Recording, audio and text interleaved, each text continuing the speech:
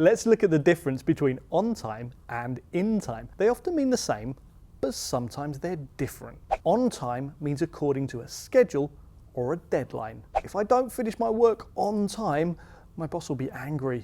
My train is never on time. In time means not too late to be successful.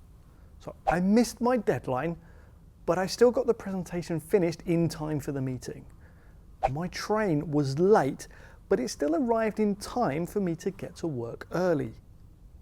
Neither my presentation nor my train were on time, but they were in time for me to do what I needed to do. It's good to be on time. It's even more important to be in time.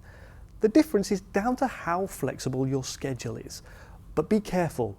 Sometimes if you're not on time, you won't be in time either.